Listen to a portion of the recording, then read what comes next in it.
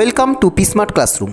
পশ্চিমবঙ্গ মধ্যশিক্ষা পর্ষদ কর্তৃক অনুমোদিত সাহিত্য সঞ্চয়ন গ্রন্থে বিদ্রোহী কবি নজরুল ইসলামের প্রলয় উল্লাস কবিতাটি অন্তর্ভুক্ত করা হয়েছে। আজ আমি কবিতাটি পাঠ এবং বিশ্লেষণ করব। তবে চলো দেখে নিই আমাদের আজকের আলোচ্য প্রলয় উল্লাস কবিতা।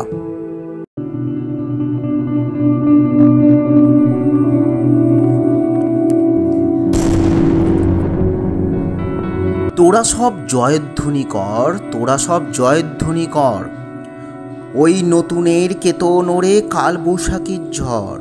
তোরা সব জয়ধ্বনি কর, তোরা সব জয়ধ্বনি কর। আসছে এবার অনাগত প্রলয় নেশার নৃত্য পাগল, সিন্ধু পাড়ের সিংহদ্বারে ধমকেলে ভাঙল গহন অন্ধকূপে, মহাকালের চন্দ্ররূপে ধূম্রধূপে, বর্জ্য শিখার মশাল জেলে আসছে ভয়ঙ্কর। ওরে ওই আসছে ভয়ঙ্কর। তোরা সব জয়ধ্বনি কর, তোরা সব জয়ধ্বনি কর। ঝামর তাহার কেশের দোলায় ঝাপটা মেরে গগন দুলায়, সর্বনাশী জ্বালামুখী ধূমকেতু তার চামর ডুলায়। বিশ্বপাতার বক্ষ কোলে রক্ত তাহার কৃপাঞ্জলে দোদুল দোলে। অট্টরোলে হট্টগলে স্তব্ধ চরাচর, ওরে ওই স্তব্ধ চরাচর। তোরা সব জয়ধ্বনি কর, তোরা সব জয়ধ্বনি কর। দ্বাদশ রবির বন্যী জ্বালা ভয়াল তাহার নয়ন কটায়, দিগন্তরের কাদন লুটায় পিঙ্গল তার ত্রস্ত জটায়। বিন্দু তাহার নয়ন জলে শব্দ মহাসিন্ধু তোলে কপল তলে। বিশ্বমায়ের আসন তারি বিপুল বাহুর পর, হাকে ওই জয় প্রলয়ঙ্কর। তোরা সব জয়ধ্বনি কর, তোরা সব জয়ধ্বনি কর। মাভৈ জগৎ জুড়ে প্রলয় এবার ঘনিয়ে আসে, জরায় মরা মুমূর্ষুদের প্রাণ লুকানো ওই বিনাশে। এবার মহানিশার শেষে আসবে উষা অরুণ হেসে করুণ বেশে। দিগম্বরের জটায় হাসে শিশু চাঁদের কর, আলো তার ভরবে এবার ঘর। তোরা সব জয়ধ্বনি কর, তোরা সব জয়ধ্বনি কর। ওই সে মহাকাল সারথি রক্ত তড়িৎ চাবুখানে, রনিয়ে ওঠে রেশার কাদন বর্জ্যগানে ঝড় তুফানে। খুরের দাপট তারায় লেগে উল্কা ছুটায় নীলখিলানে, গগনতলে নীলখিলানে অন্ধকারার বদ্ধকূপে দেবতা বাধা যজ্ঞ চুপে পাশান। এই তোরে তার আসার সময় ওই রথ ঘর ঘর, শোনা যায় ওই রথ ঘর ঘর। তোরা সব জয়ধ্বনি কর, তোরা সব জয়ধ্বনি কর। ধ্বংস দেখে ভয় কেন তোর, প্রলয় নতুন সৃজন বেদন। আসছে নবীন জীবন হারা অসুন্দরী করতেছে, তাই সে মন কেশে বেশি প্রলয় বয়েও আসছে হেসে মধুর হাসি। ভেঙ্গে আবার করতে জানে সে চিরসুন্দর। তোরা সব জয়ধ্বনি কর, তোরা সব জয়ধ্বনি কর। ওই ভাঙ্গা গোড়ার খেলা যে তার কিসের তবে ডর। তোরা সব জয়ধ্বনি কর। বধুরা পুদীপ ধুলে তর, কাল ভয়ঙ্করের বেশে এবার ওই আসে সুন্দর। তোরা সব জয়ধ্বনি কর, তোরা সব জয়ধ্বনি কর।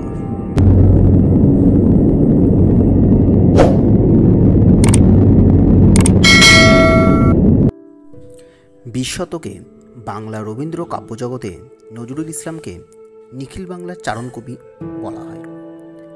1899 সালে 24শে মে বর্ধমান জেলার চুরুলিয়া গ্রামে তিনি জন্মগ্রহণ করেছিলেন এবং পিতা ছিল মৌলভী ফকির আহমেদ এবং মাতা জাহেদা খাতুন।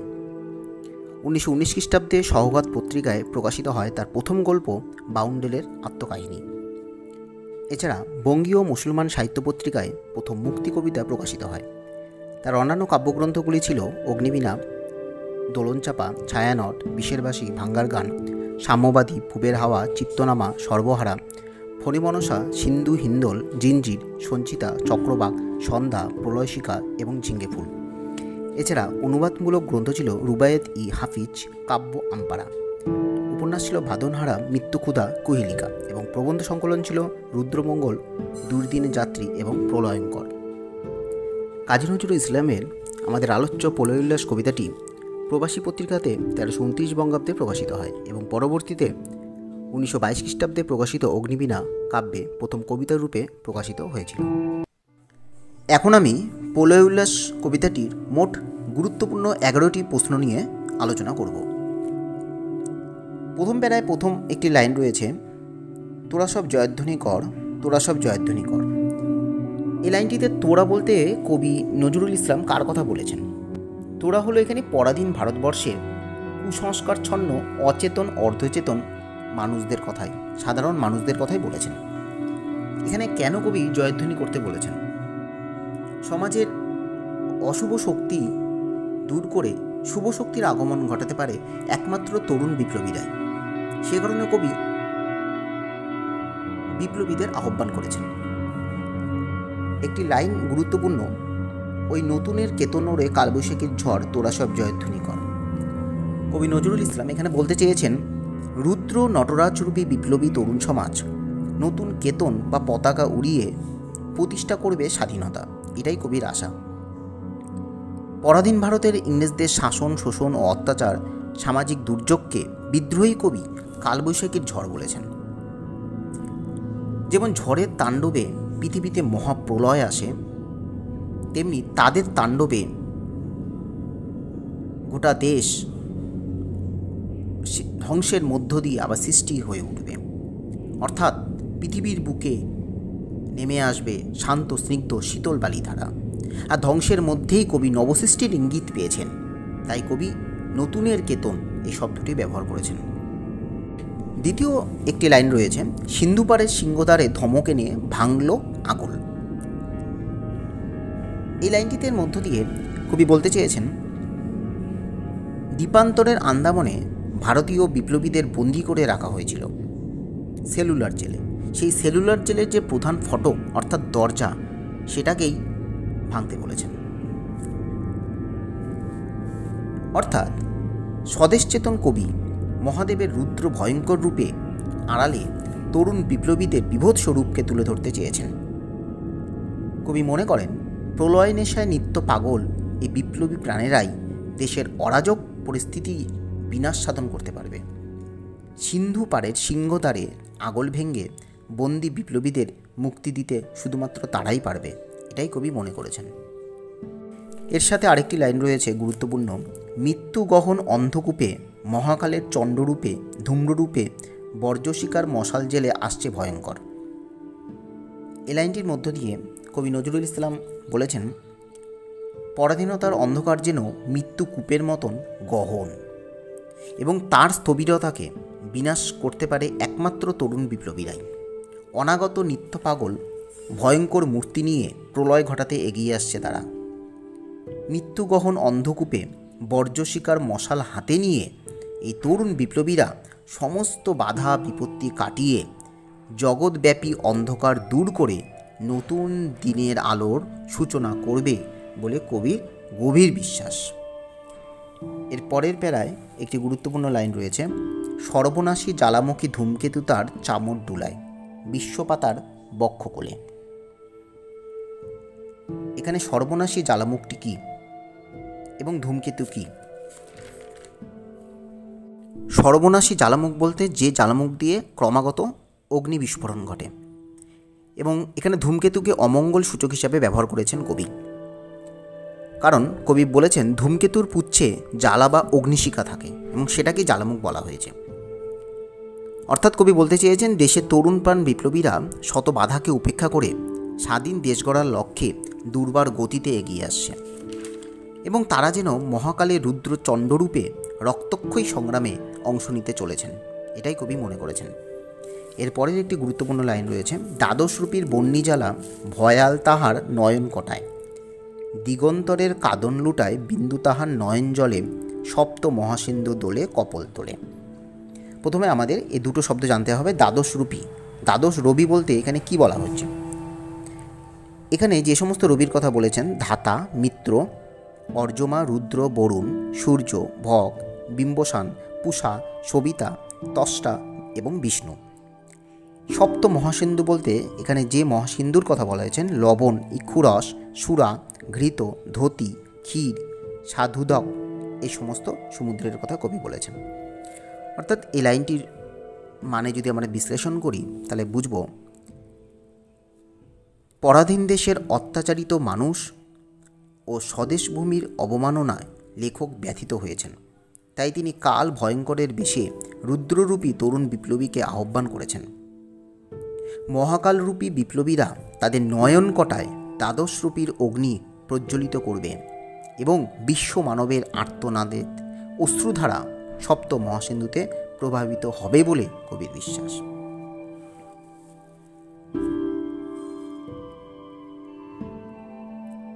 আরেকটি গুরুত্বপূর্ণ লাইন রয়েছে, বিশ্ব মায়ের আসন তারই বিপুল বাহুর পর। এখানে বিশ্বমা হলো স্বয়ং ভারত মাতার কথা কবি বলেছেন। কবি বলেছেন যে মহাকালের চণ্ডরূপে ভয়ঙ্কর অর্থাৎ বিপ্লবীদের আবির্ভাব হবে এবং তারা সমাজের জীর্ণতাকে দূর করে নবসৃষ্টি ঘটাবে। সেই ভয়ঙ্করের বিপুল বাহুর ওপর বিশ্বমাতার আসন পাতা থাকবে বলে কবির বিশ্বাস।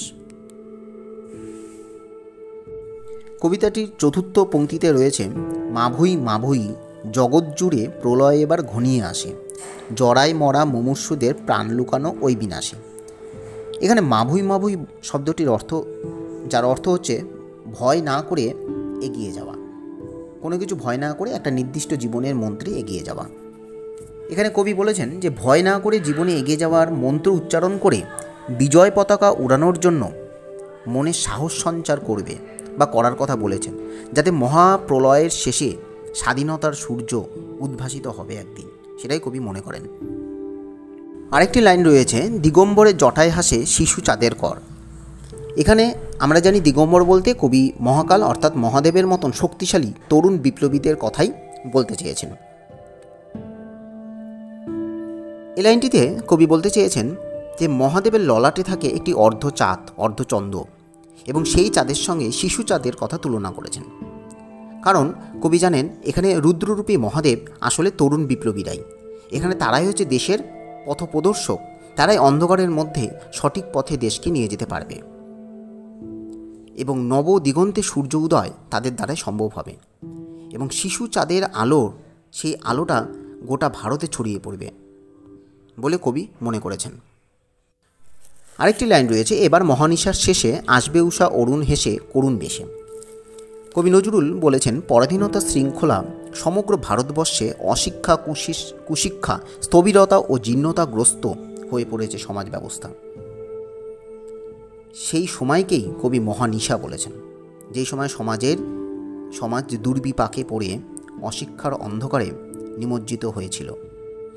কবির বিশ্বাস, মহানিশার অবসানে উষা অরুণ করুণ বেশে ভারতের স্বাধীনতার নতুন ভোর নিয়ে আসবে। এরপরে একটি লাইন রয়েছে, রনিয়ে ওঠে রেশার কাদন বর্জ্য গানে ঝড় তুফানে খুরের দাপট তারায় লেগে উল্কা ছুটায়। অর্থাৎ কবি নজরুল বলেছেন স্বাধীনতাকামী তরুণ বিপ্লবীরা রুদ্র নটরাজের রথের সারথি। তাদের কাছে জীবন মরণ পায়ের ভৃত্য, সমাজের এই অরাজকতার অবসান ঘটাতে শুধুমাত্র তারাই পারে বলে কবির বিশ্বাস। তারা রক্ত তড়িৎ চাবুক হেনে অশ্বের কাঁদন ছড়িয়ে দিতে পারে এবং অশ্বের চলনের কারণে নক্ষত্রপুঞ্জের সংঘর্ষে নীল আকাশে যে উল্কা ঝরে পড়বে। এরপরে রয়েছে, কাল ভয়ঙ্কর বেশে এবার ওই আসে সুন্দর, বধুরা প্রদীপ তুলে ধর। অর্থাৎ কবি বলেছেন মহাকালের রুদ্রবেশে নতুন জীবন অর্থাৎ সুন্দরের আগমন ঘটবে।